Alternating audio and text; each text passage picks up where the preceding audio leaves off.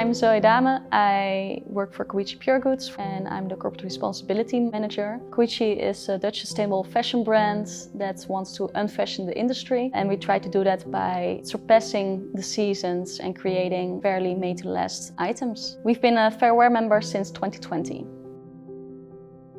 It's already been 10 years since the Rana Plaza factory collapsed in Bangladesh. For me, it was really horrible to see because all brands were denying that they were producing there, and they only found out which brands were there by finding the labels between the rubble. We're now 10 years later and still so many brands are not clear on how their supply chain looks. Maybe they know where their first production is, but deeper down the chain it's still often a big question mark. And I think transparency is one of the first steps we have to take if we want to create an accountable industry. Transparency is an ongoing process. We also think that transparency is a right for consumers to have. Kuyichi actually started with transparency even before Rana Plaza collapsed. I think the first campaign about this was in 2010, and we actually already showed the workers that were behind our clothes. So they would hold up a sign saying, "I produced a Kuyichi item." It's really a powerful tool for consumers also to demand transparency from brands. In 2016, we started with putting a supplier list already on our website.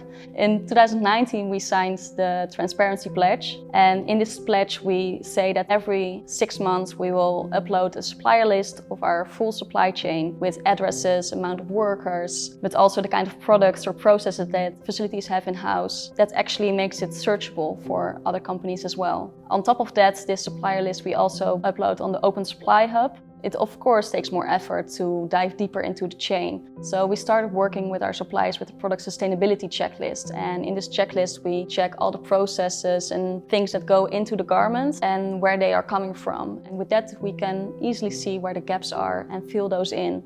We managed to trace back our supply chain for 95% until yarn and trim level. And actually also for our cotton-based products, we know 95% of the cotton source.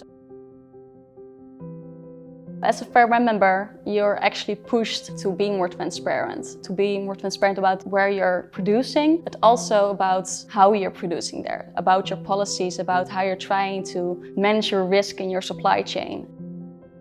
We really see our suppliers as our partners. They are the ones putting in all the hard work, making the garments until perfection, and actually also innovating in terms of sustainability and these kind of things. And they deserve the spotlight because we're just the adapters in our collection. They are the ones that actually transform this industry, and we need those partnerships to actually move forward.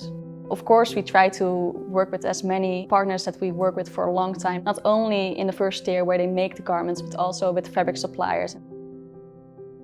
The nice thing about transparency as well is that if you find other partners that are also transparent, you see that working together is easier as well. Because if you're honest and open about what you're doing and how you're doing it, it's so much easier to move forward together. And that's with the suppliers that you work with, but also with other brands you can collaborate with. I'm really happy to see that a lot of Fair Wear member brands are also really transparent about supply chain, and that we can also reach out to each other if we share facilities, for instance. So we can follow up together on audit reports and set up other projects together. As a small brand, you often have low leverage. And if you collaborate with other brands at the same facility, together you have a bigger voice to actually show that we think it's important that the working conditions are good. We think it's important that there's no excessive overtime. We think it's important that there's no forced labor or discrimination. And if you have that voice together, then the supplier will also be more willing to change because there are more brands and more people asking the same from them.